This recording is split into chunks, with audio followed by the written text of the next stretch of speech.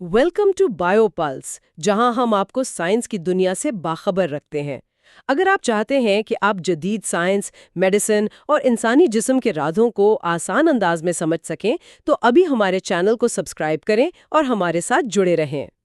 جی بالکل۔ آج ہم بات کر رہے ہیں کتاب the song of the cell, an exploration of medicine and the new human کے بارے میں، جو ہمیں انسانی جسم کی بنیادی اکائی یعنی سیل کی حیران کن دنیا میں لے جاتی ہے۔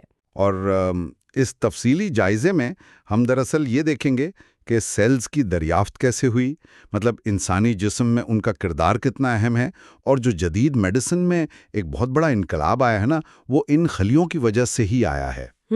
صحیح۔ یہ کتاب ہمیں بڑی خوبصورتی سے دکھاتی ہے کہ زندگی کی بنیاد دراصل سیلز پر کیسے قائم ہے۔ تو یہ پارٹ 1 ہے، ڈسکوری اور فاؤنڈیشنز۔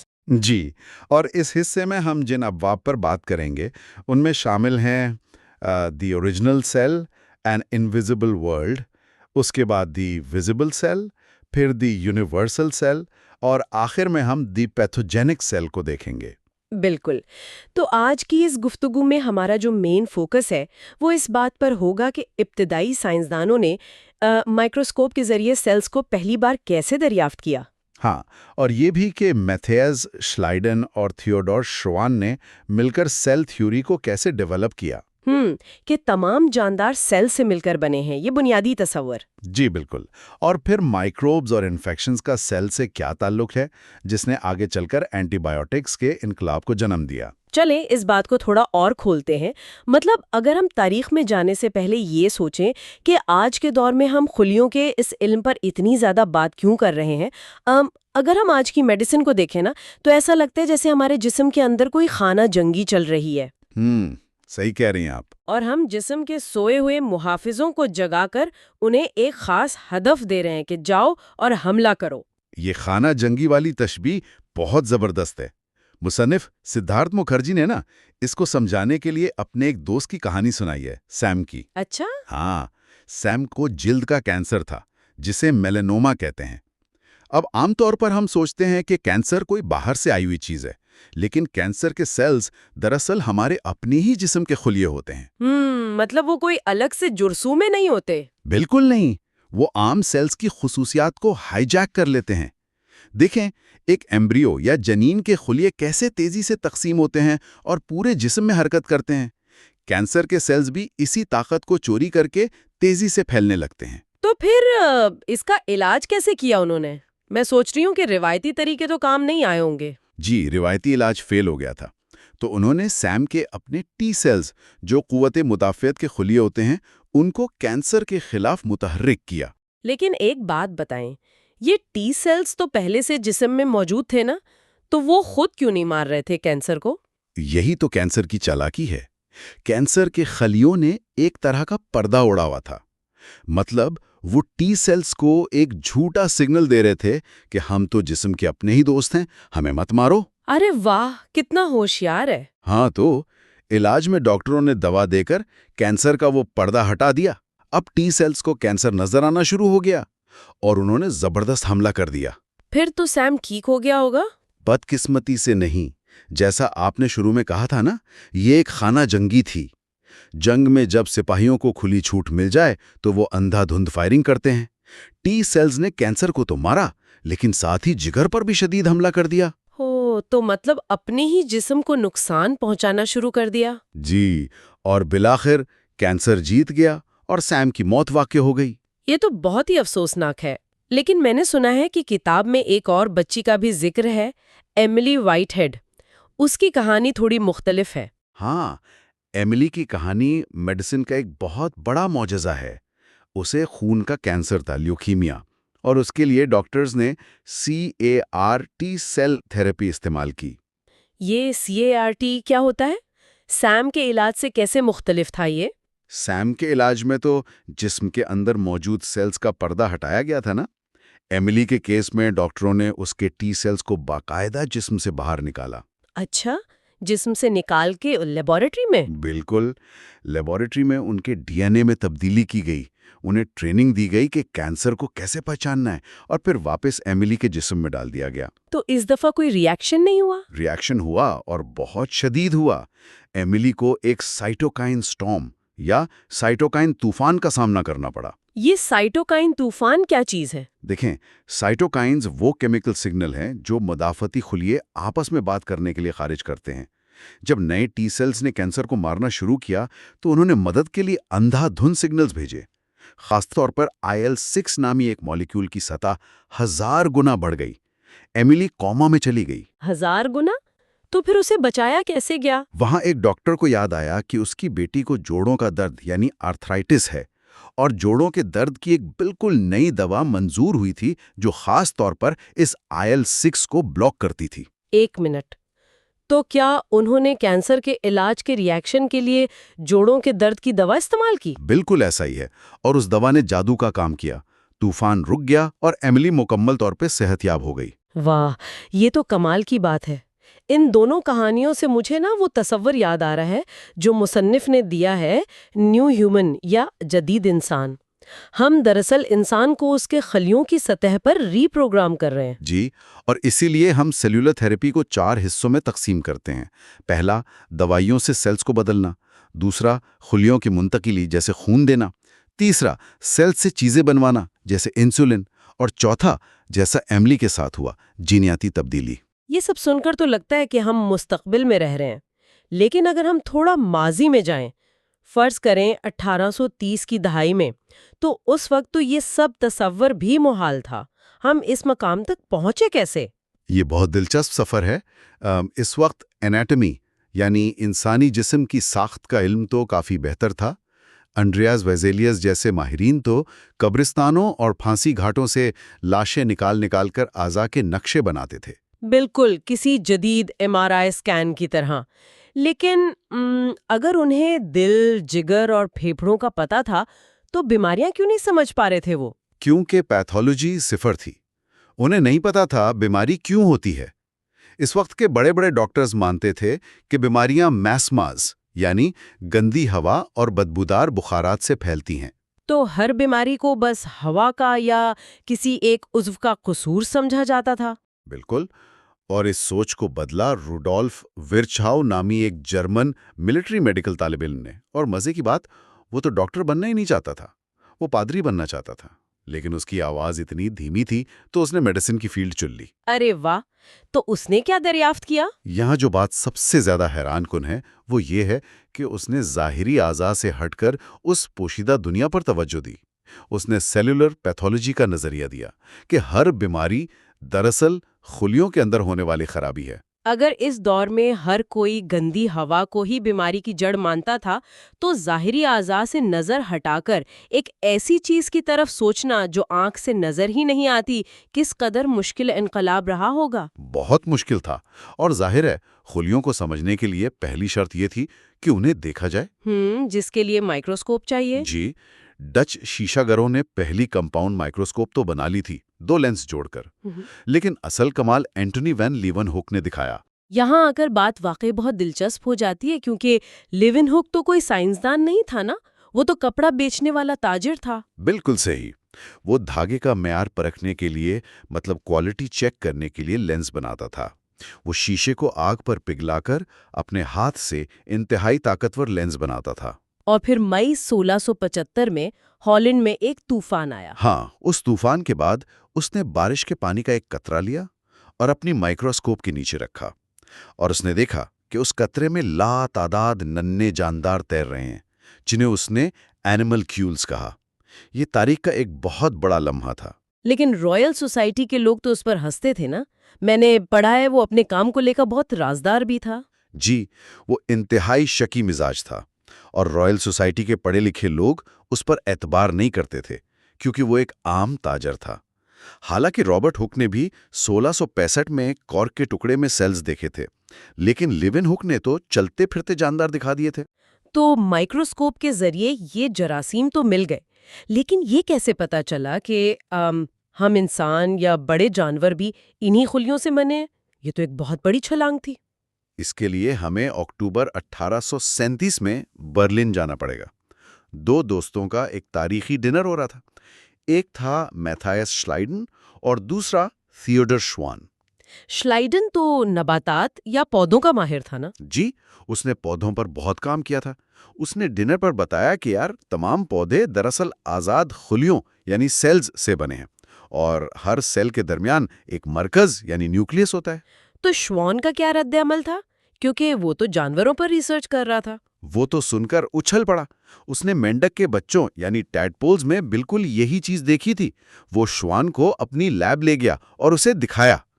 مطلب دونوں نے مل کر یہ دریافت کر لیا کہ پودے اور جانور اندر سے ایک ہی طرح کی خلیوں سے بنے۔ بالکل، اور انہوں نے مشہور سیل تھیوری پیش کی۔ اگر ہم اسے وسیع تناظر میں دیکھیں تو اس دریافت نے حیاتیات کو ایک نیا زاویہ دیا۔ انسان کو یہ اکائی نہیں ہے، بلکہ اربوں چھوٹی چھوٹی زندہ اکائیوں کی ایک منظم کالونی ہے۔ اور اسی عالمگیر نظریے نے طب کی دنیا میں وہ انقلاب برپا کیا جس کا خواب ورچوں نے دیکھا تھا۔ مطلب بیماریوں سے لڑنے کا پورا طریقہ ہی بدل گیا۔ ہاں، کیونکہ جب یہ ثابت ہو گیا کہ زندگی خلیوں سے بنی ہے تو پھر جراثیم یعنی مائکروبز کو بھی خلیاتی سطح پر سمجھا جانے لگا کہ انفیکشنز بھی تو دراصل باہری پیتھوجینک سیلز کا حملہ ہے۔ اور میرے خیال میں اسی سوچ نے اینٹی بائیوٹکس کے انقلاب کو جنم دیا۔ بالکل صحیح۔ اینٹی بائیوٹکس بنیادی طور پر ان بیماری پھیلانے والے پیتھوجینک خلیوں کو نشانہ بناتی ہیں، اور یہیں سے ہمارے علاج کا وہ دائرہ مکمل ہوتا ہے جس کا ذکر ہم نے شروع میں کیا تھا سیم اور ایملی کے کیسز میں۔ تو اس سب کا آخر مطلب کیا ہے؟ مطلب اگر ہم دیکھیں تو بارش کے ایک قطرے سے شروع ہونے والی کہانی آج کینسر کے جدید ترین علاج کارٹی سیل تھراپی تک پہنچ چکی ہے۔ ہم واقعی خلیے کی صدی میں داخل ہو چکے ہیں۔ جی بالکل، لیکن اس سب کے باوجود ایک بات مجھے اکثر سوچنے پر مجبور کرتی ہے۔ اگر ہم انسان دراصل اربوں آزاد اور خود مختار خلیوں کا ایک مجموعہ ہیں، تو پھر وہ چیز جسے ہم اپنا میں، اپنا شعور یا اپنی ذات کہتے ہیں، وہ کہاں بستی ہے؟ کیا ہماری مکمل شخصیت، ہماری سوچ اور ہمارے جذبات دراصل ان اربوں ننھے خلیوں کے مل کر گانے والے گیت کے سوا کچھ نہیں؟ اگلے پچھلے حصے میں ہم نے سیلز کی دریافت اور بنیادی نظریات کو سمجھا، اور اب یہ پارٹ 2 ہے، The One and the Many۔ جی بالکل، اور اس نشست میں ہم اپنے ذرائع کی مدد سے ایک بہت ہی دلچسپ گہرا جائزہ لیں گے۔ ہم یہ دیکھیں گے کہ کس طرح ہر خلیہ یعنی سیل بے وقت ایک آزاد اکائی بھی ہے اور ایک بڑے مجموعی نظام کا حصہ بھی۔ بالکل، اور اس ڈیپ ڈائیو کا مقصد بھی یہی ہے کہ ہم کھوج لگائیں کہ خلیات کی اس دوہری نوعیت کی دریافت نے طب کی دنیا میں کیسا انقلاب برپا کیا۔ مطلب ہم یہ بھی دیکھیں گے کہ خلیے کے اندرونی حصے کیسے کام کرتے ہیں۔ ہاں، اور یہ کہ آج کی جدید سائنس میں خلیات کی منتقلی جیسے IVF ہو گیا یا ان میں جو ہم جینیٹک تبدیلیاں کر رہے ہیں وہ انسانوں کو اندرونی سطح پر کیسے بدل رہی ہیں۔ صحیح۔ تو میں ذرا سوچ رہا تھا، تصور کریں کہ ہمارا انسانی جسم ایک اکیلا وجود نہیں ہے، بلکہ یہ کوئی 30 ٹریلین آزاد سانس لیتے ہوئے شہریوں پر مشتمل ایک چلتا پھرتا شہر ہے۔ ہاں، ایک انتہائی پیچیدہ شہر۔ یہ شہری آپس میں بات چیت کرتے ہیں، خوراک بناتے ہیں، جنگیں لڑتے ہیں، اور بعض اوقات آپ کے اپنے خلاف بغاوت بھی کر دیتے ہیں۔ بالکل، یعنی ایک ایسی دنیا جہاں ہر خلیہ یا شہری ایک مکمل کائنات ہے، اور یہ سفر سائنس کی تاریخ کے چند انتہائی حیرت انگیز موڑ پر مشتمل ہے۔ ہم صرف یہ نہیں دیکھیں گے کہ خلیہ کیا ہے، بلکہ ہم اس بات کی گہرائی میں جائیں گے کہ خلیہ کس طرح کام کرتا ہے، یہ کیسے تقسیم ہوتا ہے، جسے سیل ڈویژن کہتے ہیں۔ جی ہاں، اور جب انسان اس قدرتی عمل میں مداخلت کرتا ہے تو اس کے کیا نتائج نکلتے ہیں۔ کیونکہ دیکھیں، جب ہم یہ سمجھ لیتے ہیں کہ ایک خلیہ ایک مکمل نظام کیسے بنتا ہے تو دراصل ہم زندگی کے سب سے بڑے راز کے قریب پہنچ جاتے ہیں۔ تو بھائی آئیے اس کہانی کی تہوں میں چلتے ہیں۔ ہم آغاز کرتے ہیں 1837 کی ایک شام سے۔ اچھا، برلن والی کہانی؟ ہاں بالکل، برلن شہر کی سڑکوں پر گیس کے لیمپ روشن ہو چکے ہیں۔ ایک مقامی ریسٹورانٹ میں دو دوست ایک ساتھ رات کا کھانا کھا رہے ہیں۔ صحیح۔ ان میں سے ایک تھے متھیاس شلائڈن، جو ایک ماہر نباتیات یعنی بوٹنسٹ تھے۔ ان کی زندگی کافی ہنگامہ خیز رہی تھی۔ ذرائع بتاتے ہیں کہ ان کی پیشانی پر خودکشی کی ایک ناکام کوشش کا گہرا نشان بھی موجود تھا۔ ارے باپ رے! اور دوسرے دوست تھیوڈور شوان تھے، ہے نا؟ جی، شوان جو ماہر حیوانیات یعنی زوالوجسٹ تھے، اور ان کے چہرے پر اس دور کے رواج کے مطابق لمبی لمبی قلمیں نمایاں تھیں۔ اب بظاہر ان دونوں کا فیلڈ بالکل الگ تھا۔ بالکل مختلف دنیاؤں کے لوگ تھے۔ مطلب شلائڈن پودوں پر تحقیق کر رہے تھے، وہ مختلف قسم کے پودے اور گھاس پھوس اکٹھے کرتے تھے، جسے وہ مذاق میں میرا خیال ہے ہے گیدرنگ کہتے تھے۔ ہاں، گھاس پھوس اکٹھا کرنا۔ اور اس کے برعکس شوان جانوروں کے خلیات، خاص طور پر مینڈک کے بچوں یعنی ٹیڈپولز، ان کے نشو و نما کا مطالعہ کر رہے تھے۔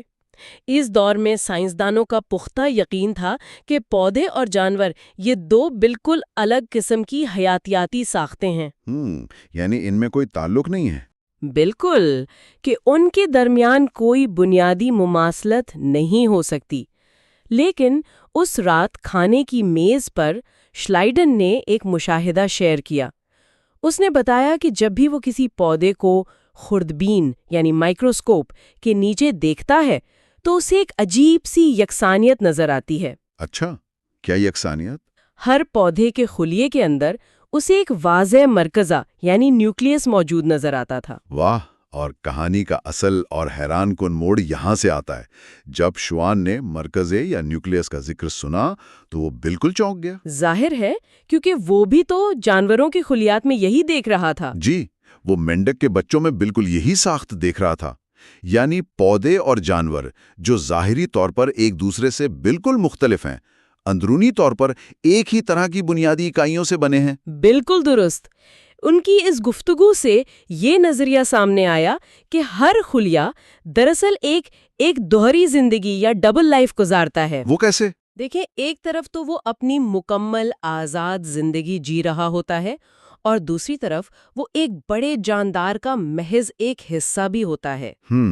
میں اس کو یوں سمجھتا ہوں کہ خلیہ کسی عمارت کی بے جان اینٹ نہیں ہے، بلکہ یہ کسی ملک کے ایک عام شہری کی طرح ہے۔ بہت اچھی تشبیہ ہے۔ مطلب وہ شہری اپنا گھر چلاتا ہے، اپنی خوراک کا بندوبست کرتا ہے، اپنے فیصلے خود کرتا ہے، لیکن ساتھ ہی وہ ایک پورے معاشی اور سماجی نظام کا حصہ بھی ہوتا ہے۔ جی، یہ شہری والی تشبیہ اس تصور کو سمجھنے کے لیے بہترین ہے۔ شلیڈن اور شوان کی اس مشترکہ دریافت نے ثابت کیا کہ زندگی کی اکائی مشترک ہے۔ ایک خلیے کے اندر اگر ہم جھانکیں تو ہمیں ایک باقاعدہ منظم دنیا نظر آتی ہے، جسے ذرائع میں دی آرگنائزڈ سیل کہا گیا ہے۔ بالکل۔ اس کے اندر مختلف حصے ہیں جنہیں آرگنیلز کہا جاتا ہے۔ جیسے نیوکلیس اس شہر کا ہیڈ کوارٹر ہے جہاں سارے اہم بلو پرنٹس اور معلومات محفوظ ہیں۔ مائٹوکونڈریا اس شہر کے پاور پلانٹس ہیں جو توانائی پیدا کرتے ہیں۔ صحیح۔ یہ ساری اندرونی مشینری اس خلیے کو ایک آزاد اور خود مختار اکائی بناتی ہے۔ لیکن دیکھیں، اس خلیاتی دنیا کا مشاہدہ کرنا بذات خود ایک بہت بڑا چیلنج تھا، کیونکہ انسانی آنکھ کی تو ایک حد ہے نا۔ اور اسی حد کو توڑنے کے لیے ہمیں وقت میں تھوڑا اور پیچھے جانا پڑتا ہے، کوئی 1670 کی دہائی میں۔ حیرت کی بات یہ ہے کہ یہ خوردبینی کائنات کسی بہت بڑے سائنسدان نے کسی شاہی لیبارٹری میں دریافت نہیں کی، بلکہ ہالینڈ کے ایک کپڑے کے تاجر نے کی۔ ہاں، اینٹونی وین لیون ہوک۔ جی بالکل، وہ کپڑوں اور دھاگے کے معیار کو جانچنے کے لیے اپنے لینز خود بناتا تھا۔ لیکن اس کے لینز بنانے کا طریقہ کیا تھا؟ کیا وہ شیشے کو رگڑ کر لینز بناتا تھا جیسے اس دور میں اینے کے بنتی تھی؟ نہیں، اور یہی اس کی کامیابی کا اصل راز تھا۔ لیون ہوک نے ایک بالکل مختلف اور کافی مشکل طریقہ اپنایا۔ وہ شیشے کی پتلی سلاخوں کو آگ پر پگھلاتا تھا، اور جب شیشہ نرم ہو جاتا تو اسے کھینچ کر ایک انتہائی باریک دھاگا بنا لیتا۔ اچھا، شیشے کا دھاگا؟ ہاں، پھر اس دھاگے کے سرے کو دوبارہ آگ کے شعلے میں لے جاتا، جس سے وہاں شیشے کا ایک انتہائی ننھا، مکمل طور پر گول اور شفاف قطرہ بن جاتا۔ یہ ننھا گول قطرہ دراصل ایک بہت ہی طاقتور لینس تھا۔ واہ! مطلب ایک قطرہ ایک لینز بن گیا؟ بالکل، اس وقت 2 لینز والے کمپاؤنڈ مائکروسکوپس تو موجود تھے، لیکن ان کے شیشے اتنے کھردرے تھے کہ تصویر دھندلی ہو جاتی تھی۔ لیون ہک کا یہ ایک لینز والا سادہ مائکروسکوپ اس وقت کی کسی بھی دوسری چیز سے کئی گنا بہتر اور صاف نتیجہ دیتا تھا۔ اور پھر مئی 1675 کا وہ طوفانی دل آیا جس نے انسانی علم کی تاریخ بدل دی۔ بارش کا پانی کچھ دن سے ایک برتن میں جمع تھا۔ لیون ہک نے اس ٹھہرے ہوئے پانی کا ایک قطرہ لیا اور اپنے اس مخصوص لینز کے نیچے رکھا۔ اور جو اس نے دیکھا؟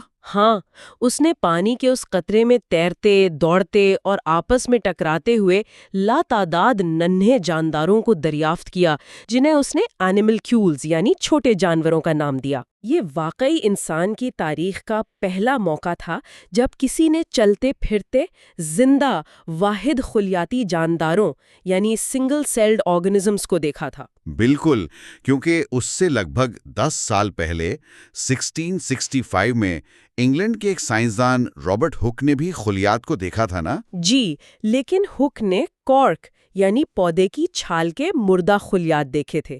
وہ مردہ خلیات اسے کسی خانقاہ کے چھوٹے چھوٹے خالی کمروں یعنی سیلز جیسے لگے تھے، اسی لیے اس نے انہیں سیل کا نام دیا۔ ہاں، مگر لیون ہک نے تو زندہ خلیات کی پوری ایک چلتی پھرتی کائنات دریافت کر لی تھی، وہ کائنات جو ہر جگہ موجود تھی لیکن دکھائی نہیں دیتی تھی۔ بالکل۔ یہاں میرے ذہن میں ایک بڑا دلچسپ سوال پیدا ہوتا ہے۔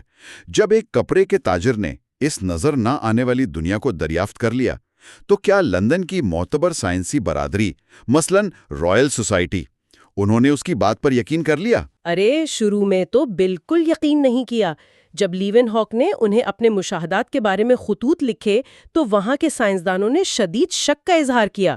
ذرا تصور کریں نا، ایک شخص جس کے پاس کوئی سائنسی ڈگری نہیں، جو لاطینی زبان نہیں جانتا، وہ دعویٰ کر رہا ہے کہ پانی کے ایک صاف قطرے میں لاکھوں جاندار موجود ہیں۔ ہاں، اس دور میں تو یہ جادو یا پاگل پن ہی لگتا ہوگا۔ بالکل، اس کی سچائی ثابت کرنے کے لیے اسے مقامی پادریوں، وکیلوں اور معززین سے حلف نامے جمع کروانے پڑے کہ انہوں نے بھی اس کی خوردبین میں جھانک کر یہ جاندار دیکھے ہیں۔ اس واقعے کا اصل سبق یہ ہے کہ بعض اوقات کائنات کو سمجھنے کے لیے پرانے نظریات سے چمٹے رہنے کے بجائے ہمارے دیکھنے کا زاویہ اور آلہ یعنی لینز بدلنا پڑتا ہے۔ جی بالکل درست۔ لیکن یہاں مجھے ایک اور الجھن ہو رہی ہے۔ اگر لیون ہک نے 1675 میں ہی خلیات دیکھ لیے تھے اور اسے پتہ چل گیا تھا کہ پانی کے قطرے یا انسانی رطوبتوں میں خوردبینی جاندار موجود ہیں، تو پھر ایسا کیوں ہوا کہ اس کے کئی 100 سال بعد تک بھی ڈاکٹرز مریضوں کا خون نکال کر علاج کر رہے تھے؟ ہاں، وہ جو لیچز اور بلڈ لیٹنگ کا دور تھا۔ جی، اور بیماریوں کی وجہ وہ خراب ہوا کو سمجھ رہے تھے۔ مطلب خلیات کی دریافت نے فوراً طب میں انقلاب کیوں نہیں برپا کیا؟ یہ بہت اہم نکتہ ہے۔ مسئلہ یہ تھا کہ انسان نے خلیات کو دیکھ تو لیا تھا، لیکن ان کے کام کرنے کے طریقہ کار یا میکانزمز کو نہیں سمجھا تھا۔ خلیات کو ایک دلچسپ عجوبہ سمجھا جاتا تھا، بیماری کی جڑ نہیں۔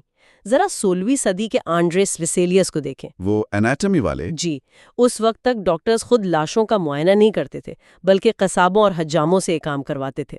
ویسیلیس نے پیرس کے قبرستانوں اور پھانسی گھاٹوں جیسے مشہور موفقوں وہاں سے رات کے اندھیرے میں لاشیں چرائیں تاکہ انسانی جسم کو خود کاٹ کر دیکھیں۔ ہاں، اور اس کا درست نقشہ بنائیں جسے ہم انیٹمی کہتے ہیں۔ تو ویسیلیس نے جسم کے تمام اعضاء کا نقشہ تو بنا لیا، اس نے بتا دیا کہ دل، جگر اور ہڈیاں کیسے آپس میں جڑی ہوئی ہیں، لیکن پھر بھی بیماریوں کی وجہ ایک معمہ ہی رہی۔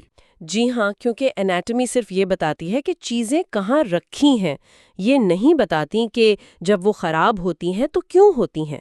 صدیوں تک یہی نظریہ غالب رہا کہ بیماریاں خراب ہوا یا میازمز کی وجہ سے پھیلتی ہیں۔ ان کا خیال تھا کہ گندی ہوا سانس کے ذریعے جسم میں جاتی ہے اور اعضاء کو بیمار کر دیتی ہے۔ صحیح۔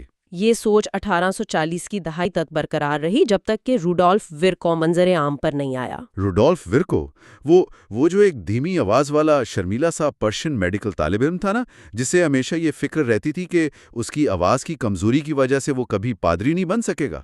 بالکل وہی، لیکن طب کی دنیا میں اس کی آواز نے سب سے بڑا انقلاب برپا کیا۔ ورشو نے مائکروسکوپ کا استعمال کرتے ہوئے خلیات کا گہرا مطالعہ کیا۔ اس نے ثابت کیا کہ خلیات صرف موجود نہیں ہوتے بلکہ وہ تقسیم ہوتے ہیں۔ یعنی سیل ڈویژن۔ جی، ایک خلیہ ٹوٹ کر دو میں بدلتا ہے، جسے ہم مائٹوسس یا ذرائع کے مطابق دی ڈیوائڈنگ سیل کہتے ہیں۔ خلیے اچانک کہیں سے پیدا نہیں ہوتے، بلکہ پہلے سے موجود خلیات سے ہی بنتے ہیں۔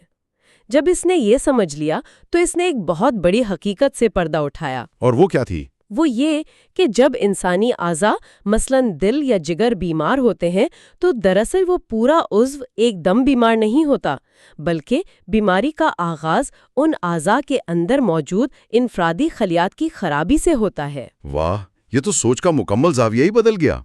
یعنی بیماریوں کا مطالعہ پورے جسم کے بجائے خلیاتی سطح پر ہونا چاہیے، اور اسی سے سیلولر پیتھولوجی نے جنم لیا۔ بالکل، خلیاتی بیماریوں کا علم۔ تو اگر ہم اس نقطے کو جوڑیں، اگر بیماریاں اعضاء کی بجائے خلیات کے اندرونی نظام کی خرابی کا نتیجہ ہیں، تو کیا اس کا مطلب یہ نہیں کہ ہمیں علاج کے لیے پورے جسم کو دواؤں سے بھر دینے کے بجائے سیدھا ان مخصوص خلیات کے ساتھ مذاکرات کرنے چاہیے؟ ہاں، بالکل۔ کیا ہمیں ان خلیات کے اندرونی میکانزم کے ساتھ چھیڑ چھاڑ نہیں کرنی چاہیے؟ یہ بالکل درست اور منطقی نتیجہ ہے، اور در حقیقت جدید طب کا سارا زور اسی پر ہے۔ آج کے دور میں ہم خلیات کو محض خوربین کے نیچے بیٹھ کر دیکھتے نہیں ہیں، بلکہ ہم ان کے ساتھ فعال طور پر چھیڑ چھاڑ کرتے ہیں، ان میں تبدیلیاں لاتے ہیں، جسے دی ٹیمپرڈ سیل کہا گیا ہے۔ جی، ذرائع کے مطابق خلیاتی علاج کو ہم 4 بڑی اقسام میں سمجھ سکتے ہیں۔ پہلا، ادویات کے ذریعے خلیے کے برتاؤ کو بدلنا، جیسے اینٹی بائیوٹکس بیکٹیریا کے خلیات کو تباہ کرتی ہیں۔ صحیح۔ دوسرا طریقہ، خلیات کی ایک جسم سے دوسرے میں یا جسم سے باہر منتقلی ہے۔ ارے، اس منتقلی کی سب سے حیران کن مثال تو IVF یعنی ان وٹرو فرٹیلائزیشن یا ٹیسٹ ٹیوب بیبی ہے۔ مطلب یہ کیسے ممکن ہوا کہ زندگی کے آغاز کو ہی جسم کے باہر منتقل کر دیا گیا؟ یہ واقعی حیران کن ہے، اور ایڈ IVF کی بنیاد اسی تصور پر ہے کہ خلیہ ایک آزاد اکائی ہے۔ سائنسدانوں نے ماں کے جسم سے انڈے کا خلیہ یعنی ایگ سیل نکالا اور اسے لیبارٹری میں ایک ڈش کے اندر باپ کے خلیے سپرم کے ساتھ ملایا۔ جب یہ دونوں مل کر ایک نیا خلیہ بنے تو اس نے اسی ڈش کے اندر تقسیم ہونا یعنی ڈیوائیڈ ہونا شروع کر دیا۔ وہ خلیہ جو جسم کے اندر نشو نما پاتا تھا، اس نے جسم کے باہر ایک پلاسٹک کی ڈش میں اپنی زندگی کا آغاز کیا، اور پھر اس تقسیم ہوتے ہوئے جنین یا ایمبریو کو واپس ماں کے جسم میں رکھ دیا گیا۔ یہ خلیات کی منتقلی اور بقا کی سب سے بڑی کامیابی تھی۔ بالکل۔ تو یہ تو دوسری قسم ہو گئی، تیسری اور چوتھی قسم کیا ہے؟ تیسرا طریقہ خلیات کو کسی کارخانے کی طرح استعمال کر کے ان سے مخصوص مادے بنوانا ہے، جیسے آج کل ہم بیکٹیریا کے خلیات کی مشینری کو ہیک کر کے ان سے انسانی انسولن بنواتے ہیں۔ اچھا، بیکٹیریا سے انسولن بنواتے؟ جی ہاں، اور چوتھا اور شاید سب سے پیچیدہ اور انقلابی طریقہ ہے جینیاتی تبدیلی یا جینیٹک ماڈیفیکیشن، یعنی خلیے کے اندر موجود مرکزے نیوکلیس میں جا کر DNA کے کوڈ کو دوبارہ سے لکھنا۔ یہ وہ مقام ہے جہاں نتائج انتہائی طاقتور بھی ہو سکتے ہیں اور خطرناک بھی۔ خطرناک کی بات کی جائے تو ذرائع میں دی گئی سیم کی کہانی یاد آتی ہے۔ ہاں، وہ بہت ہی افسوسناک کیس تھا۔ سیم ایک متحرک سپورٹس رائٹر تھا، زندگی سے بھرپور، جسے اچانک اپنے گال پر ایک نشان محسوس ہوا۔ وہ کینسر تھا، یعنی میلانوما، اور یہ کینسر بہت تیزی سے اس کے جسم میں پھیلنے لگا۔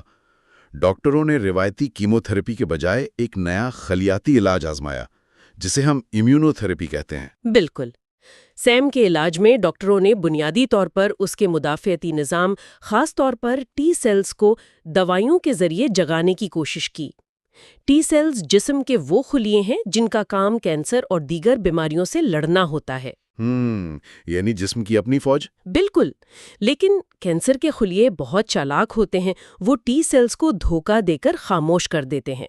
ڈاکٹروں نے وہ دوائیاں دیں جنہوں نے ٹی سیلز پر سے وہ پابندی ہٹا دی۔ مقصد یہ تھا کہ ٹی سیلز متحرک ہوں اور کینسر کو ختم کریں۔ لیکن پھر جو ہوا وہ ظاہر کرتا ہے کہ یہ جو خلیاتی شہر ہے یہ کتنا حساس ہے۔ جی، ٹی سیلز بیدار تو ہوئے اور انہوں نے کینسر کے خلیات پر حملہ بھی کیا، لیکن وہ اتنے زیادہ مشتعل ہو گئے کہ انہوں نے کینسر کے ساتھ ساتھ سیم کے اپنے ہی صحت مند جگر پر بھی حملہ کر دیا۔ ایک طرح کی خلیاتی خانہ جنگی شروع ہو گئی۔ بالکل، مدافعتی نظام نے اپنے ہی جسم کو تباہ کرنا شروع کر دیا۔ اس واقعے سے پتہ چلتا ہے کہ خلیہ واقعی ایک خود مختار اکائی ہے۔ اگر آپ اسے جگاتے ہیں تو ضروری نہیں کہ وہ صرف آپ کے احکامات مانے۔ بدقسمتی سے اس جنگ میں سیم کی موت واقع ہو گئی۔ ہاں، یہ بہت دلخراش تھا۔ سیم کا کیس یہ بتاتا ہے کہ صرف خلیات کو متحرک کرنا کافی نہیں ہے، بلکہ انہیں درست ہدف دینا بھی ضروری ہے۔ اور یہی وہ سبق تھا جس نے ایملی وائٹ ہیڈ کے کیس میں ایک نئے معجزے کو جنم دیا۔ ایملی کی کہانی تو کمال کی ہے۔ جی، ایملی ایک چھوٹی بچی تھی جسے شدید قسم کا خون کا کینسر یعنی لیوکیمیا ہو گیا تھا۔ اس کے جسم کا ہر عضو کینسر کے خلیات سے بھرا ہوا تھا۔ کیمو تھراپی اور تمام روایتی علاج مکمل طور پر ناکام ہو چکے تھے۔ تو ایملی کے کیس میں سائنسدانوں نے صرف دوائیوں سے خلیوں کو بیدار نہیں کیا، بلکہ انہوں نے ایک قدم آگے بڑھ کر دی ٹیمپرڈ سیل کی حدوں کو چھو لیا۔ انہوں نے ایملی کے جسم سے اس کے ٹی سیلز باہر نکالے اور پھر لیبارٹری میں ان خلیات کے اندر جینیاتی تبدیلی یعنی جینیٹک ٹیمپرنگ کی، بارکوڈ سکینر یا جی پی ایس لگا کر دیا، جو صرف اور صرف لیوکیمیا کے کینسر خلیات کو پہچان سکتا تھا۔ بالکل، یہ اس میکانزم کی بہترین وضاحت ہے۔ جب ان تبدیل شدہ ہائی ٹیک ٹی سیلز کی لاکھوں کاپیاں لیبارٹری میں تیار ہو گئیں تو انہیں واپس ایملی کے خون میں شامل کر دیا گیا۔ اب ان خلیات کے پاس ایک واضح ہدف تھا۔ جیسے ہی وہ جسم میں گئے، انہوں نے کینسر پر ایک انتہائی منظم اور تباہ کن دھاوا بول دیا۔ کینسر کے خلیے مرنے لگے، لیکن یہاں بھی ایک بہت بڑا خطرہ پیدا ہو گیا۔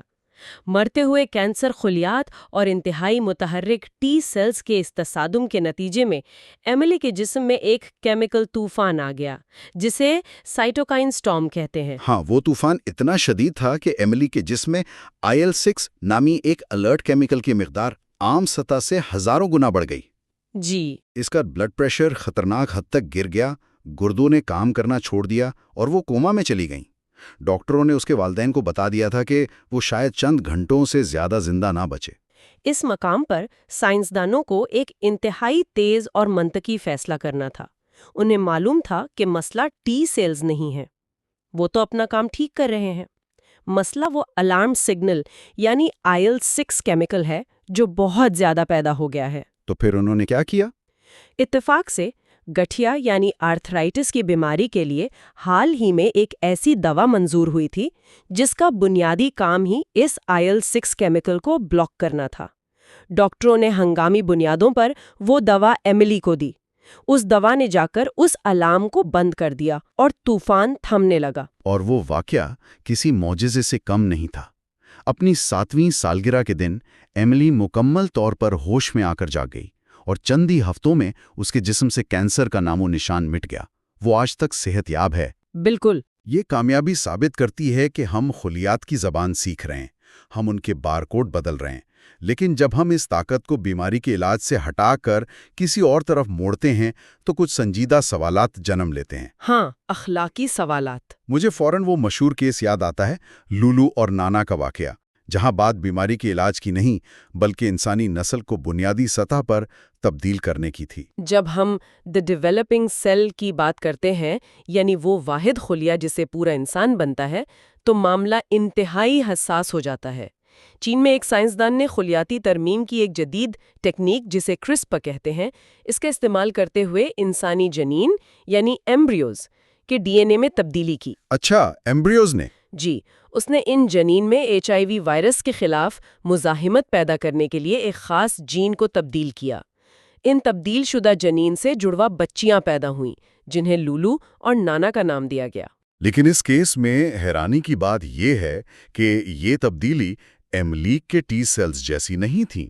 مطلب ایملی کے کیس میں خلیات جسم سے نکالے، بدلے اور واپس اسی کے خون میں ڈال دیے۔ وہ تبدیلیاں ایملی کی آنے والی نسلوں میں تو منتقل نہیں ہوں گی نا؟ نہیں، بالکل نہیں ہوں گی۔ لیکن جنین یا ایمبریو کی سطح پر تبدیلی کا مطلب ہے کہ آپ اس ایک خلیے کو بدل رہے ہیں جو تقسیم ہو کر پورے انسان کا ہر ایک خلیہ بنائے گا۔ یہ سب سے اہم نکتہ ہے۔ جب جنین کی سطح پر خلیے کو تبدیل کیا جاتا ہے تو انسان دراصل ایک مکمل وجود کی حیاتیاتی تقدیر لکھ رہا ہوتا ہے۔ یہ جینیاتی تبدیلی صرف ان بچیوں تک محدود نہیں رہے گی بلکہ ان کی آنے والی تمام نسلوں کے خلیات کا حصہ بن جائے گی۔ ہاں، یہ تو بہت بڑی بات ہے۔ اس واقعے نے پوری دنیا میں ایک ہنگامہ کھڑا کر دیا اور سائنسی اخلاقیات پر ایک بہت بڑی بحث چھیڑ دی۔ یاد رکھیں، سائنس بذات خود غیر جانبدار ہے۔ یہ ہمیں وہ میکینزم بتاتی ہے کہ خلیے کا مرکزہ کیسے کام کرتا ہے اور ڈی این اے کو کیسے کاٹا اور جوڑا جا سکتا ہے۔ صحیح۔ لیکن کیا ہمیں ایسا کرنا چاہیے؟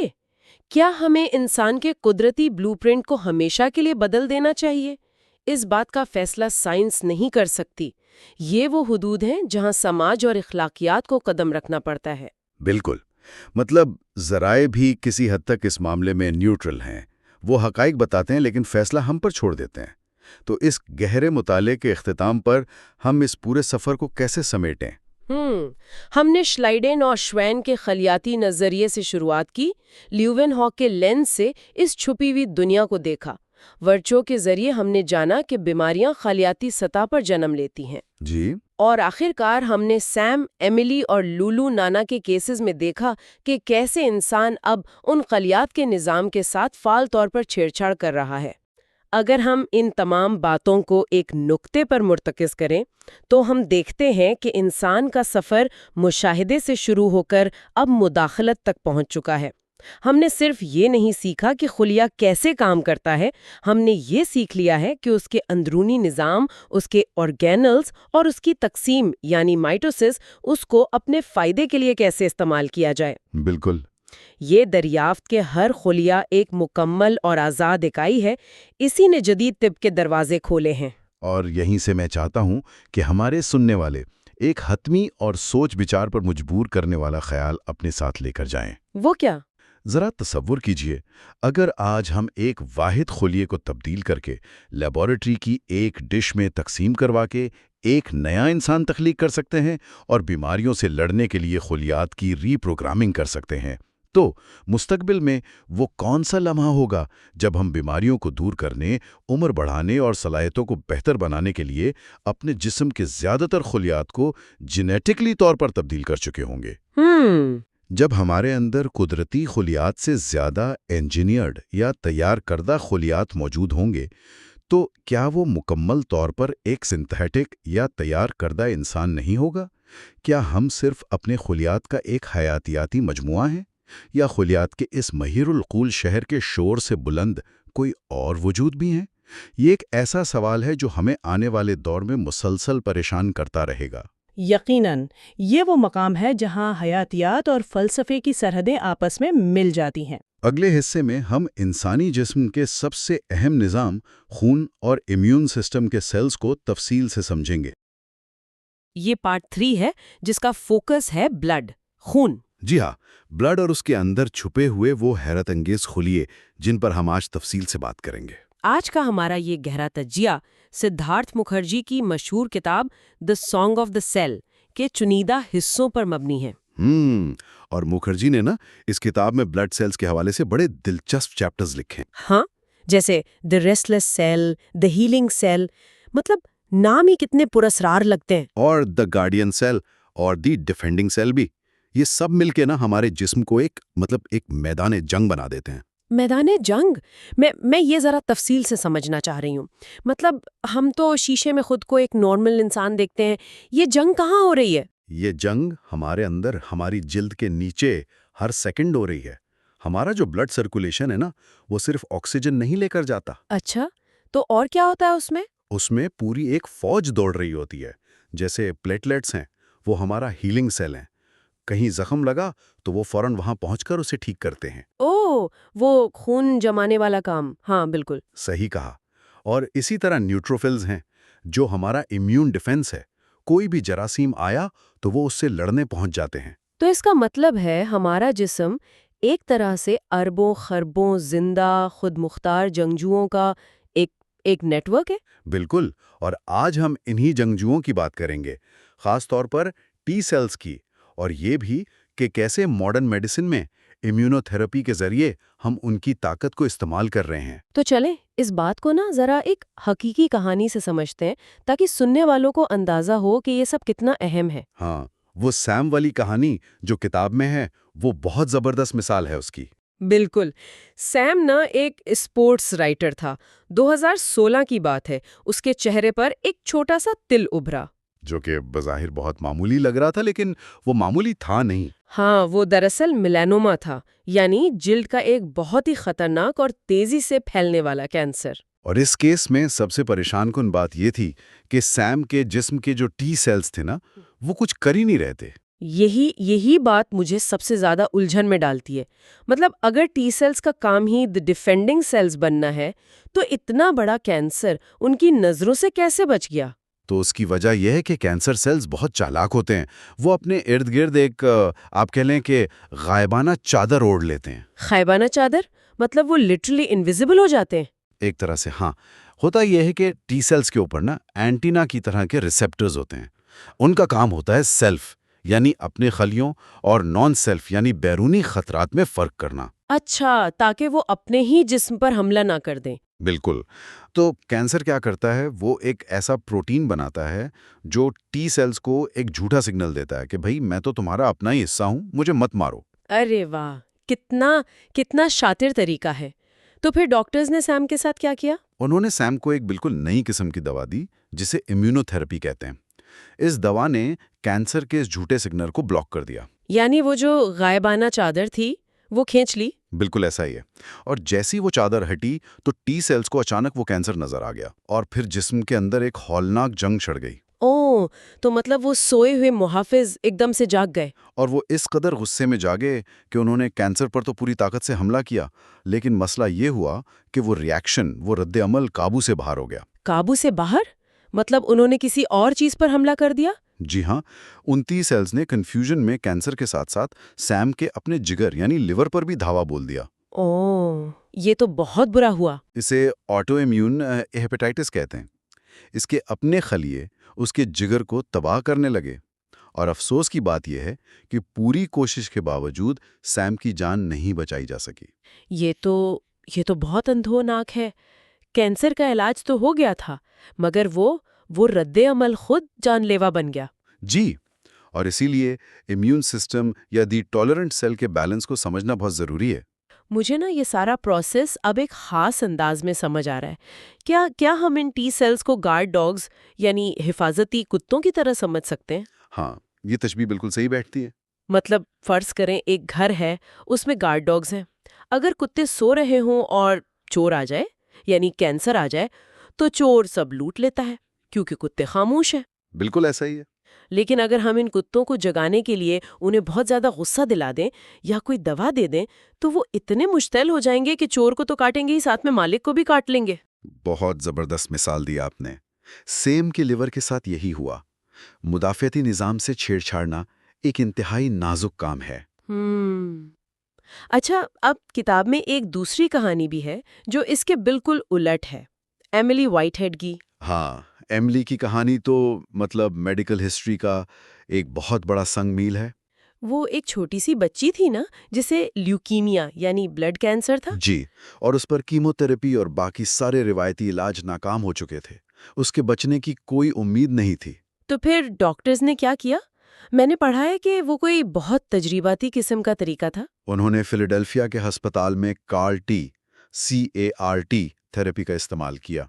انہوں نے ایملی کے خون سے اس کے اپنے ٹی سیلز کو باہر نکالا۔ جسم سے باہر نکال لیا؟ ہاں، اور لیبارٹری میں ایک وائرس کے ذریعے ان سیلز کی جینیاتی پروگرامنگ کی، ان کا سافٹ ویئر اپ گریڈ کیا۔ ارے واہ، یعنی لیب میں ان حفاظتی کتوں کو خاص طور پر اس کینسر کی بو سنگھائی گئی اور نیا ہتھیار دیا گیا۔ جی بالکل، انہوں نے ان سیلز پر ایک نیا اینٹینا لگا دیا جو خاص طور پر لیوکیمیا کو پہچانتا تھا، اور پھر وہ سیلز واپس ایملی کے جسم میں ڈال دیے۔ تو جب وہ واپس گئے تو کیا سیم کی طرح یہاں بھی کوئی خطرہ پیدا ہوا؟ بہت بڑا خطرہ۔ جب ان اپ گریڈڈ سیلز نے کینسر کو مارنا شروع کیا تو ایملی کے جسم میں ایک خوفناک سائٹوکائن سٹارم آ گیا۔ ایک منٹ، یہ سائٹوکائن سٹارم کیا ہوتا ہے؟ ذرا سننے والوں کے لیے آسان الفاظ میں بتائیں. کیا یہ کوئی خطرے کی گھنٹی ہے؟ آپ اسے جنگ کے دوران ایمرجنسی کال سمجھیں. خلیے آپس میں بات کرنے کے لیے سائٹوکائنز نامی کیمیکلز استعمال کرتے ہیں. اچھا، میسیجز بھیجتے ہیں؟ ہاں، اور جب کوئی بڑی لڑائی ہوتی ہے تو وہ ایک خاص کیمیکل بناتے ہیں IL-6، جس کا مطلب ہوتا ہے کہ بھائی مزید فوج بھیجو، یہاں بہت خطرہ ہے. تو ایملی کے جسم میں یہ الرٹ بہت زیادہ ہو گیا تھا. عام سطح سے 1000 گنا زیادہ. اس کا بلڈ پریشر گر گیا، گردے فیل ہو رہے تھے اور وہ موت کے بالکل قریب تھی. پھر کیا ہوا؟ مطلب اسے بچایا کیسے؟ وہاں ایک میڈیکل معجزہ ہوا. ڈاکٹرز کو معلوم تھا کہ گٹھیا یعنی آرتھرائٹس کی ایک دوا ہوتی ہے جو اس IL-6 کیمیکل کو بلاک کرتی ہیں. کینسر کے علاج میں گٹھیا کی دوا؟ ارے واہ!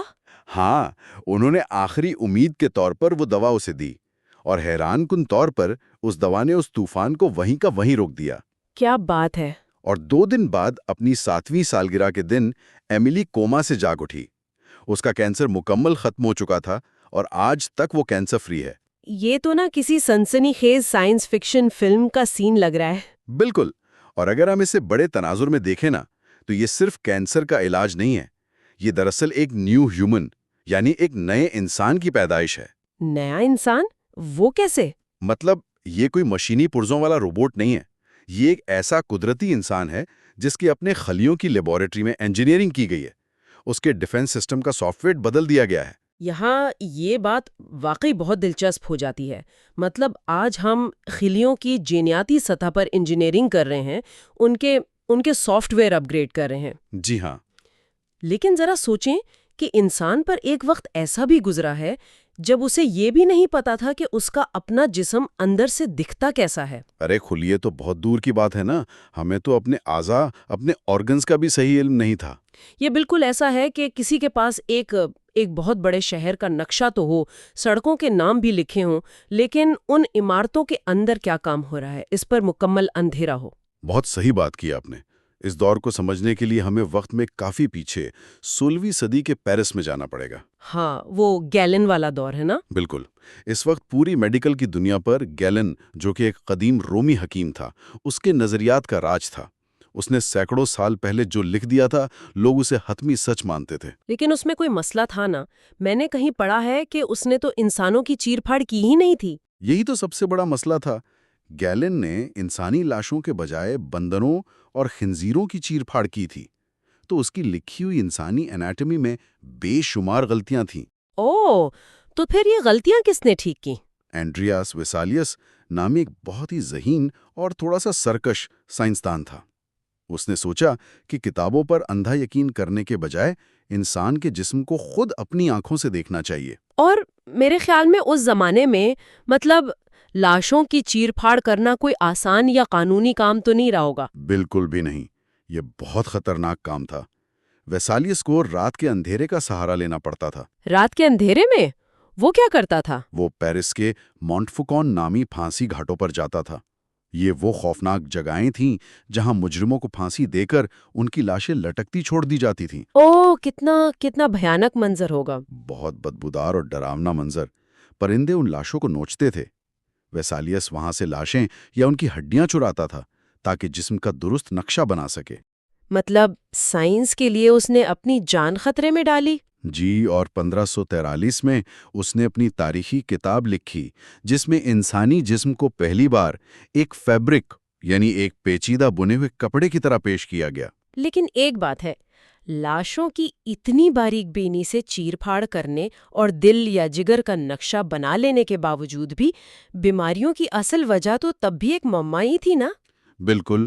بیماری کی وجہ تب بھی کوئی نہیں جانتا تھا. اس دور کے لوگ عمارتوں کا خاکہ تو جان گئے، مگر وہ بیماری نامی چور کس دروازے سے اندر آتا ہے یہ نہیں معلوم تھا. لوگ اس وقت سمجھتے تھے کہ بیماریاں بدبودار ہواؤں سے پھیلتی ہیں. ہاں، اس وقت نا میازما تھیوری بہت چلتی تھی. 16ویں صدی کے شہر ویسے بھی بہت گندے اور بدبودار ہوتے تھے.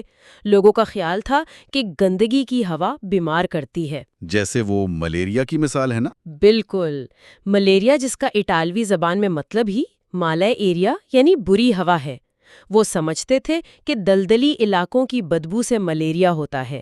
مچھر کا تو کسی کو پتہ ہی نہیں تھا. تو اگر بیماری ہوا میں نہیں تھی اور اعضاء کا خراب ہونا بھی ایک سیکنڈری چیز تھی، تو اصل مجرم کہاں چھپا تھا؟ یہ بہت اہم سوال ہے اور اس کا جواب ہمیں ملتا ہے 19ویں صدی کے جرمنی میں، شہر برلن میں۔ برلن میں کون تھا اس وقت؟ روڈولف ورچو نام کا ایک میڈیکل کا طالب علم تھا، بہت دھیمے لہجے والا لیکن انتہائی سمجھدار۔ اس نے ایک نظریہ پیش کیا جسے سیلولر پیتھولوجی کہتے ہیں۔ Cellular pathology? مطلب اس نے سیلز کی بیماری کی بات کی؟ بالکل، اس کا کہنا تھا کہ جب انسان بیمار ہوتا ہے نا تو اس کا پورا جسم یا ہوا بیمار نہیں ہوتی، بلکہ جسم کے اندر موجود چھوٹے چھوٹے انڈیویجول خلیے خراب ہو رہے ہوتے ہیں۔ مطلب بیماری اعضاء کی سطح پر نہیں، خلیوں کی سطح پر لڑی جانے والی جنگ ہے۔ ایگزیکٹلی۔ لیکن ایک منٹ، ورچو کے اس دعوے کے لیے تو یہ بہت ضروری تھا نا کہ کسی نے ان چھوٹے خلیوں کو اپنی آنکھ سے دیکھا بھی ہو۔ ظاہری بات ہے۔ تو یہ خلیے سب سے پہلے دریافت کس نے کیے تھے؟ کیونکہ ورچو نے تو 19ویں صدی میں بات کی۔ میں نے کہیں پڑھا ہے کہ یہ دریافت کسی نامور سائنسدان نے نہیں کی تھی۔ آپ بالکل صحیح کہہ رہی ہیں، یہ ایک بہت ہی حیرت انگیز کہانی ہے۔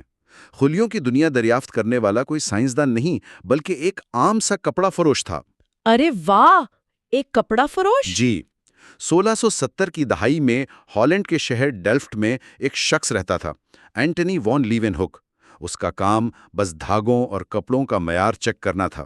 تو وہ دھاگے چیک کرتے کرتے سیلز تک کیسے پہنچ گیا؟ دراصل دھاگوں کی باریکیاں دیکھنے کے لیے وہ اپنے ہاتھوں سے چھوٹے چھوٹے شیشے رگڑ کر لینز بناتا تھا۔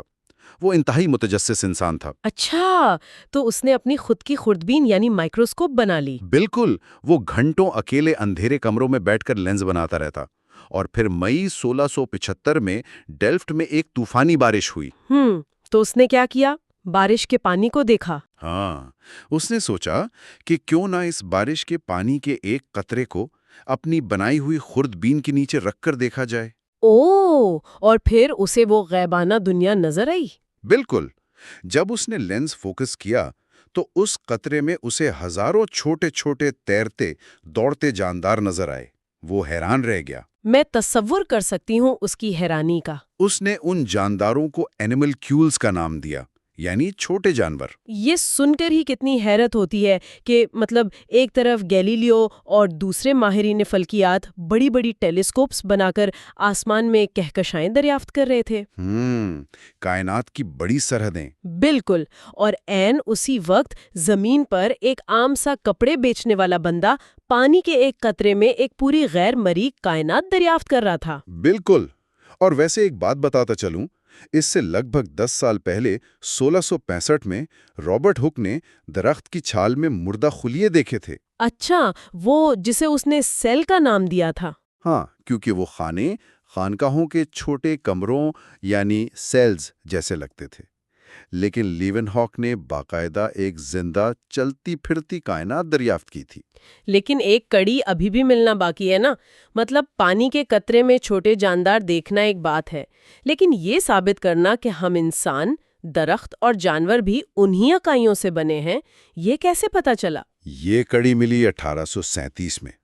ایک رات برلن میں 2 دوست رات کا کھانا کھا رہے تھے۔ اچھا، یہ شلیڈن اور شوان والا واقعہ ہے؟ بالکل، میتھیاس شلیڈن جو کہ ماہر نباتات تھا، پودوں پر کام کرتا تھا، اور تھیوڈور شوان ماہر حیوانیات تھا، وہ مینڈک کے بچوں یعنی ٹیڈپولز پر تحقیق کر رہا تھا۔ تو اس دسترخوان پر ایسی کیا بات ہوئی جس نے بائیولوجی کا رخ موڑ دیا؟ کھانے کے دوران شلیڈن نے بتایا کہ اس نے بہت سے پودوں کو خوردبین سے دیکھا ہے، اور وہ سب تنا، پتے، جھڑیں ایک جیسی چھوٹی اکائیوں سے بنے ہیں۔ یعنی سیل سے۔ اور اس نے کہا کہ ہر خلیہ ایک دوہری زندگی گزارتا ہے، ایک طرف وہ خود مختار ہے اور دوسری طرف پورے پودے کا حصہ بھی ہے۔ ارے، اور جب شوان نے یہ سنا ہوگا تو وہ تو چونک گیا ہوگا نا، کیونکہ وہ تو مینڈکوں پر کام کر رہا تھا۔ بالکل، اس کے ذہن میں ایک دم جھماکا ہوا۔ اس نے شلیڈن سے کہا کہ ارے، میں نے تو مینڈک کے بچوں کے جسم میں بھی بالکل ایسی ہی اکائیاں دیکھی ہیں جن کے اندر نیوکلیس ہوتا ہے۔ کیا زبردست تاریخی لمحہ ہوگا۔ مطلب اس رات انہیں یہ سچائی معلوم ہو گئی کہ جانور اور پودے دونوں ایک ہی چیز سے بنے ہیں۔ جی، اور یہی سیل تھیوری کی بنیاد بنی۔ ہمارا جو ڈی این اے ہے نا، وہ صرف ایک مینول ہے، معلومات کی ایک کتاب۔ تو پھر سیل کیا ہے؟ سیل وہ موسیقار ہے جو اس کتاب کو پڑھ کر زندگی کی خوبصورت دھن بجاتا ہے، اسی لیے اس کتاب کا نام the song of the cell ہے۔ واہ! تو اگر ہم اس سب کو سمیٹیں جو ہم نے ڈسکس کیا ہے، سیم کی جنگ، ایملی کا علاج، لیوین ہک کا قطرہ، تو ایک بات ثابت ہوتی ہے کہ ہمارا جسم ایک اتنت پیچیدہ ایکو سسٹم ہے۔ بالکل، جہاں ہر سیل ایک باشعور کمیونٹی کی طرح آپس میں بات چیت کر رہا ہے۔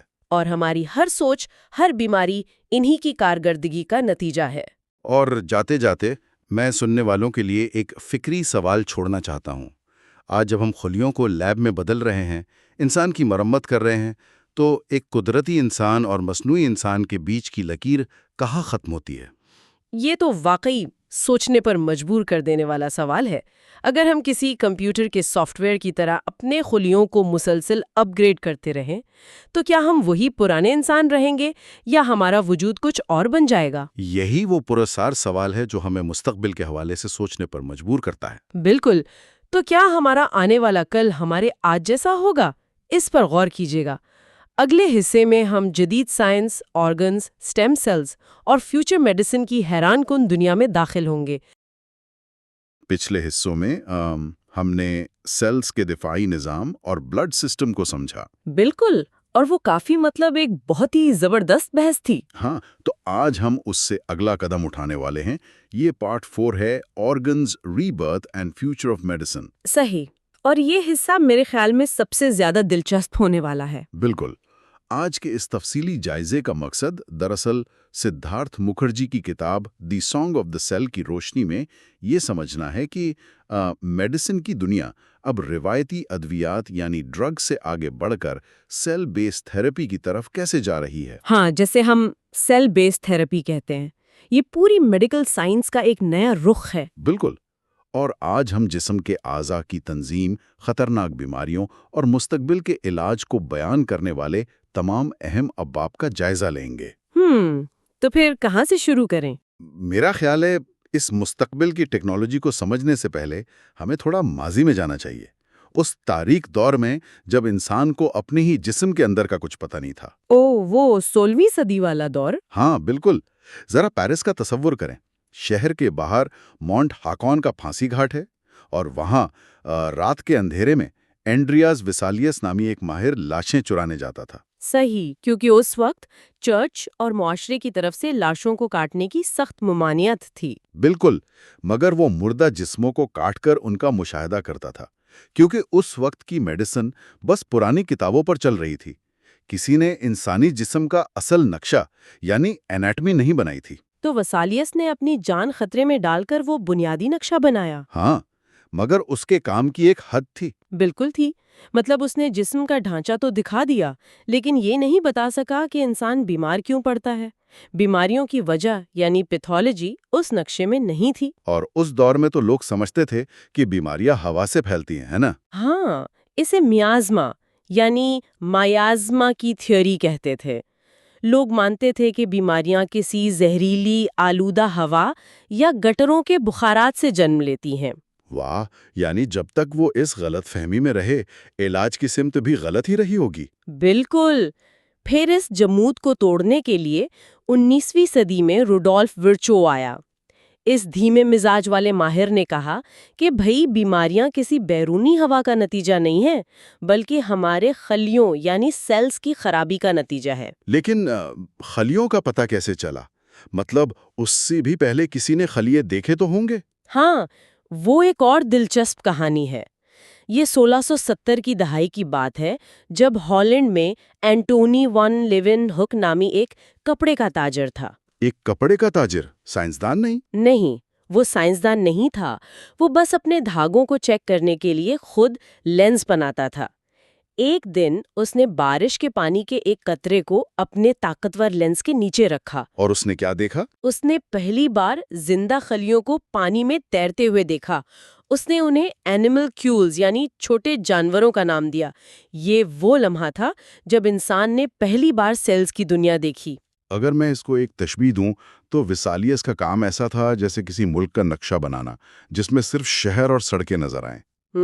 بالکل صحیح. لیکن ورچو اور لیون ہک نے اس نقشے کو باقاعدہ زوم ان کیا اور اس ملک میں رہنے والے انفرادی شہریوں یعنی خلیوں کو دیکھا جو اس پورے نظام کو چلا رہے ہیں. بہت زبردست تشبیہ ہے، اور یہیں سے کتاب کا اگلا حصہ شروع ہوتا ہے، کیونکہ جب یہ خربوں شہری مل کر کام کرتے ہیں تو زندگی چلتی ہے. لیکن کیا ہوتا ہے جب ان میں سے کوئی ایک شہری بغاوت کر دے؟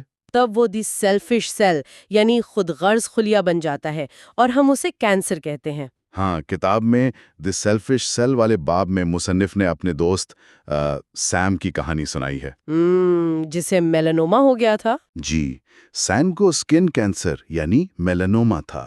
اس کے چہرے پر ایک نشان بنا جو بالکل ایک فیری کی طرح، ایک کشتی کی طرح حرکت کر رہا تھا. اور کینسر کی سب سے خوفناک بات یہ ہے کہ وہ کوئی باہر کا حملہ آور نہیں ہے. بالکل، وہ ہمارا اپنا ہی خلیہ ہے.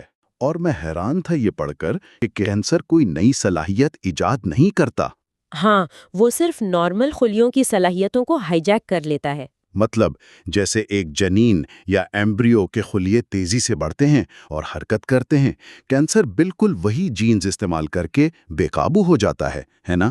بالکل، وہ جسم کے تمام وسائل صرف اپنی بقا کے لیے چھین لیتا ہے.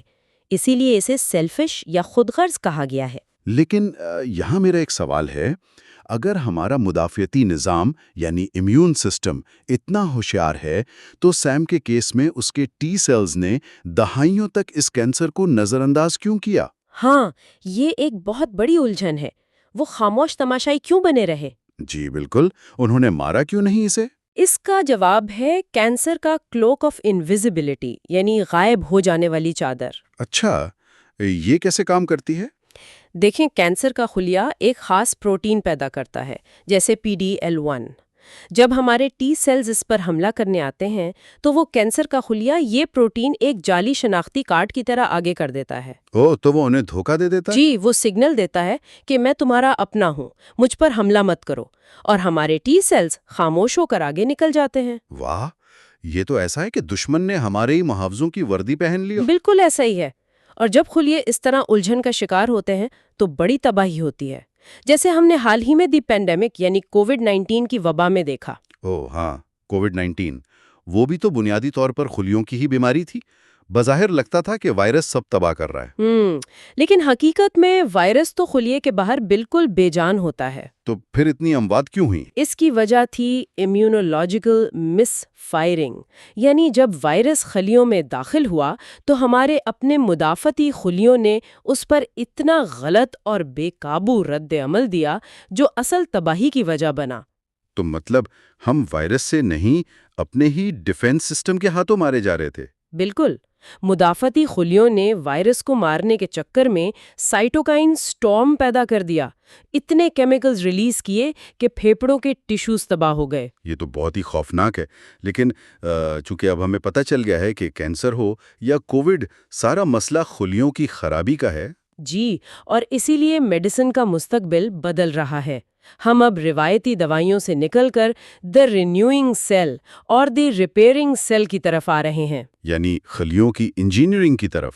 مجھے وہ ایملی وائٹ ہیڈ کی کہانی بہت زبردست لگی. ہاں، ایملی کی کہانی. وہ ایک چھوٹی سی بچی تھی جسے ایکیوٹ لیمفوبلاسٹک لیوکیمیا تھا. خون کا کینسر، اور روایتی کیموتھراپی اس پر اثر نہیں کر رہی تھی. وہ موت کے بالکل قریب تھی. تو ڈاکٹروں نے کارٹی سیل تھراپی کا تجربہ کیا. انہوں نے ایملی کے جسم سے اس کے اپنے ٹی سیلز باہر نکالے اور پھر انہیں لیبارٹری میں لے جا کر جینیاتی طور پر تبدیل کیا، یعنی ہتھیاروں سے لیس کیا.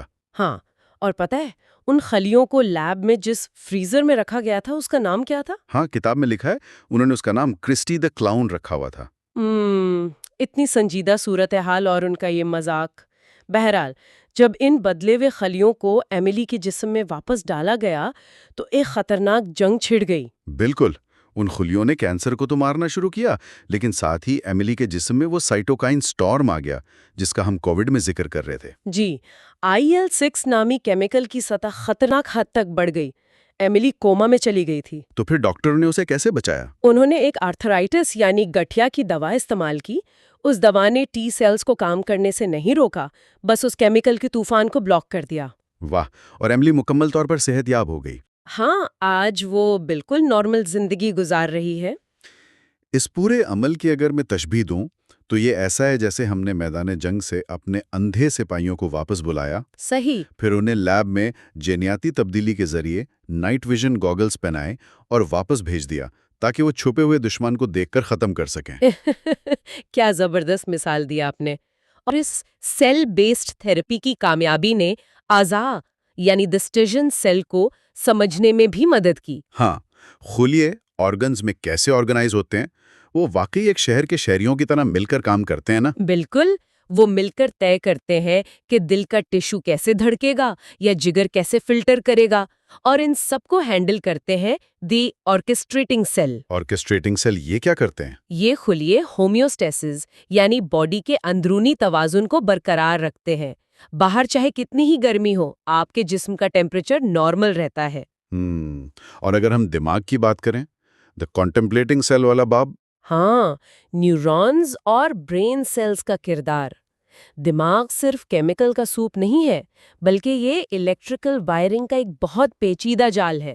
میں نے پڑھا کہ شدید ڈپریشن کے مریضوں کا علاج اب ان کے دماغ میں الیکٹروڈز لگا کر کیا جا رہا ہے۔ بالکل، ہم نیورونز کو الیکٹریکل سگنلز کے ذریعے متحرک کر کے ڈپریشن کو ٹھیک کر رہے ہیں۔ یہ سب تو ایسا لگتا ہے جیسے ہم دی فیوچر آف میڈیسن میں کھڑے ہیں۔ ہم بالکل کھڑے ہیں، اور اب سیل انجینئرنگ کی بدولت جیسے اسٹیم سیلز ہیں، ان سے ہم نئے خلیے بنا رہے ہیں۔ مطلب ٹرانسپلانٹیشن اور انجری ریپیئر میکانزمز میں بھی ہم بہت آگے جا رہے ہیں۔ ہاں، مثال کے طور پر ٹائپ 1 ذیابیطس کے لیے ہم اسٹیم سیلز کو انسولن بنانے کے لیے پروگرام کر رہے ہیں، اور سکل سیل انیمیا کا علاج بھی جینیاتی تبدیلی سے کیا جا رہا ہے۔ لیکن یہاں مجھے تھوڑی سی تشویش ہوتی ہے۔ وہ کس بات کی؟ دیکھیں، جب ہم خلیوں کو لیبارٹری میں تبدیل کر کے واپس ڈال رہے ہیں، دماغ میں الیکٹروڈز لگا رہے ہیں، تو کیا ہم انسانوں کو کسی سائنس فکشن فلم کے سائبورگز میں تبدیل نہیں کر رہے ہیں؟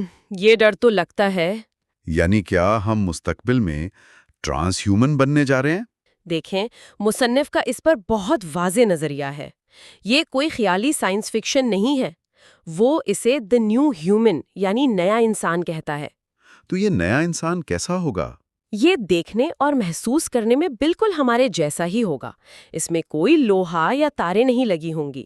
اچھا، فرق صرف یہ ہوگا کہ سیلولر ٹیکنالوجی کی مدد سے اسے لا علاج بیماریوں اور تکلیفوں سے نجات مل چکی ہوگی۔ ہم قدرت کے نظام کو ہی بہتر کر رہے ہوں گے۔ واہ! اگر ہم اس سب کا خلاصہ کریں تو ہم نے کتنا لمبا سفر طے کیا ہے، میازما اور زہریلی ہوا کے فرسودہ نظریات سے لے کر لیوین ہک کے بارش کے پانی کے قطرے تک۔ بالکل، اور پھر کینسر جیسے خود غرض خلیوں سے لے کر ایملی کے کار ٹی سیلز تک۔ یہ واقعی ایک حیرت انگیز سفر ہے۔ اور اس سفر کے اختتام پر میں سننے والوں کے لیے ایک سوچنے پر مجبور کرنے والا سوال چھوڑنا چاہتی ہوں۔ بتائیے۔ اگر ہم مستقبل میں اپنے جسم کے خلیوں کو مسلسل تبدیل، مرمت اور ری پروگرام کر سکتے ہیں تو کیا ہم کبھی بوڑھے ہوں گے؟ اف، یہ تو بہت گہرا سوال ہے۔ اور اگر ہمارے جسم کا ہر خلیہ لیبارٹری میں بہتر بنایا جا سکتا ہے تو کیا ہماری انسانی شناخت وہی رہے گی جو آج ہے؟ یہ اب سائنس سے زیادہ فلسفے کا دائرہ بنتا جا رہا ہے۔ واقعی یہ ایک ایسا سوال ہے جس پر ہمیں بہت سوچنا پڑے گا۔ یہ کتاب ہمیں یہ سکھاتی ہے کہ ہماری زندگی، ہماری صحت اور ہمارا مستقبل سب کچھ سیلز سے جڑا ہوا ہے۔ بالکل صحیح کہا آپ نے۔ تو ناظرین، اگر آپ کو یہ سیریز پسند آئی تو ویڈیو کو لائک کریں، چینل کو سبسکرائب کریں اور بایو پلس کے ساتھ جڑے رہیں۔